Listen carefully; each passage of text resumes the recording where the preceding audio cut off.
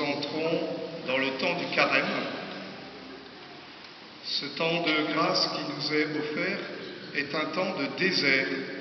Nous venons de l'entendre pour Jésus, mais aussi pour nous. Nous sommes invités à mettre au clair les événements de notre vie, à les porter à la lumière, à une époque où l'on oublie trop vite l'essentiel. Le carême est le temps de se retirer dans le désert pour y découvrir plus intimement la présence de Dieu dans notre vie. Et c'est vrai, nous avons besoin d'être éclairés, car nous marchons souvent sans vraiment voir. Les lectures que nous venons d'entendre soulignent quelques points et apportent certains éclairages.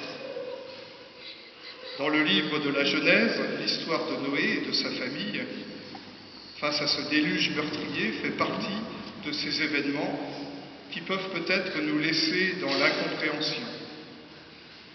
Dieu semble envoyer, on vient de l'entendre, une catastrophe, un déluge, et nous pouvons peut-être ressentir de la défiance face à un tel Dieu.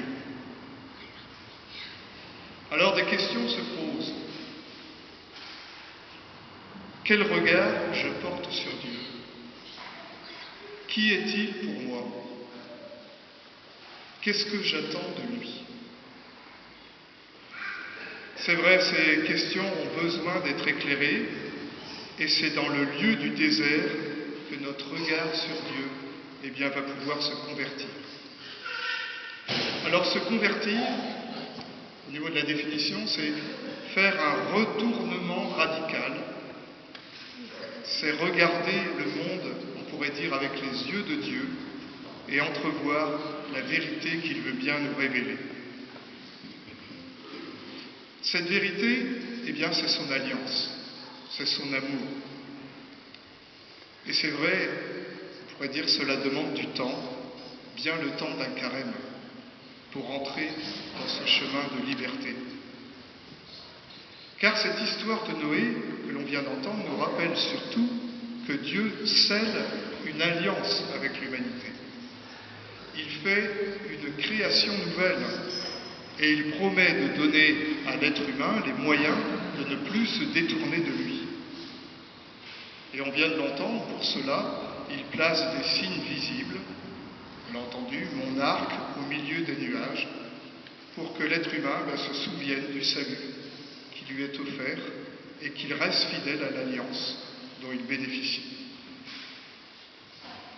Alors cela nous amène peut-être à d'autres questions que je me suis posées aussi quand j'ai préparé cette homélie. Au cœur de mes déluges, où est Dieu? Comment je vis l'alliance avec lui? Saint Pierre, on vient de l'entendre dans la seconde lecture, interprète ce passage biblique de l'histoire de Noé à la lumière de la résurrection, qui est source de notre espérance. Et il nous montre jusqu'où va l'amour de Dieu, et cet amour pour tous les hommes va en Jésus-Christ, jusqu'à la descente, jusqu'au fond de l'abîme, par sa croix, pour ramener l'être humain à la vie, pour ramener à la vie ceux qui étaient prisonniers de la mort. Alors, en ce premier dimanche de carême,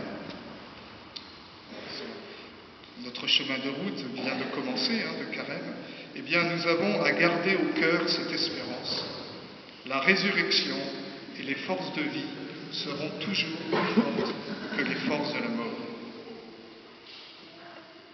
Et pour que l'on puisse être renouvelé, régénéré, comme dans le baptême, régénéré dans cette alliance, nous sommes invités par saint Marc, dans son évangile, à suivre le chemin de Jésus qui a été conduit par l'Esprit au désert pour être éprouvé dans sa liberté. Soyons-en sûrs, l'Esprit Saint réside au fond de nos cœurs et il attend que nous descendions en nous-mêmes. 40 jours nous sont donnés pour entrer dans cette démarche de conversion qui va nous tourner davantage vers Dieu, qui va nous tourner aussi davantage vers nos frères et nos sœurs, et aussi vers nous-mêmes. Oui, le combat spirituel sera sans doute au rendez-vous, ça c'est sûr. On sait bien, Jésus, on vient de l'entendre, lui-même a été tenté. Et c'est vrai que nous nous accrochons tellement souvent à nos habitudes, à nos certitudes aussi, à nos petits pouvoirs, et qui finalement, on le sait bien, au lieu de nous faire avancer, souvent nous paralysent. Mais l'Esprit Saint, oui, l'Esprit Saint en nous sera victorieux si nous le laissons faire. Et c'est pourquoi il nous faut redécouvrir les 3 exercices dont on a parlé le soir du mercredi décembre. Les 3 exercices que sont la prière, l'aumône et le jeûne. Et comme nous le dit le pape François dans son message de carême, ce ne sont pas 3 exercices indépendants, mais un seul mouvement de libération et d'ouverture. Et puis, je ne sais pas si vous avez remarqué, dans l'Évangile, il y a 2 mouvements, 2 lieux, il y a 2 parties. Saint Marc nous dit que Jésus, après avoir été poussé par l'Esprit au désert, partit pour la Galilée proclamer l'Évangile de Dieu. Eh bien, nous sommes, nous aussi, appelés à devenir toujours davantage des disciples missionnaires. Alors, des disciples, comment?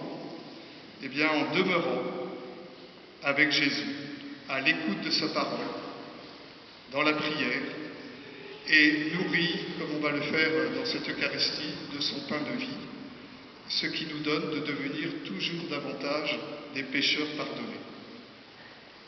Voilà, nous sommes disciples. Mais cette bonne nouvelle, eh bien, nous ne pouvons pas la garder pour nous. Nous ne pouvons qu'en témoigner autour de nous. Et nous devenons alors des missionnaires. Alors soyons-en sûrs, nous serons rendus capables d'annoncer à notre tour l'évangile de notre salut si au quotidien, eh bien, nous nous convertissons, c'est-à-dire, comme je l'ai dit tout à l'heure, au sens propre, nous nous retournons. Et cette conversion, elle est bien entendu personnelle, chacun et chacune d'entre nous, mais elle est aussi communautaire et elle concerne toute notre communauté. Et à ce propos, je cite notre évêque dans ses orientations diocésaines qu'il vient de nous donner le dimanche 4 février. Je le cite. Osons l'aventure missionnaire sans craindre de remettre en cause nos habitudes et nos organisations. Regardons ce monde et cette société que nous n'avons pas à fuir, mais à servir pour y annoncer le salut apporté par le Christ. Fin de citation. Eh bien voilà une belle feuille de route pour notre carême. Nous pouvons, chacun et chacune, en ce premier dimanche, nous souhaiter un bon carême en prenant résolument la route du désert. Le Seigneur nous y devance et nous entraîne vers sa Pâque. Amen.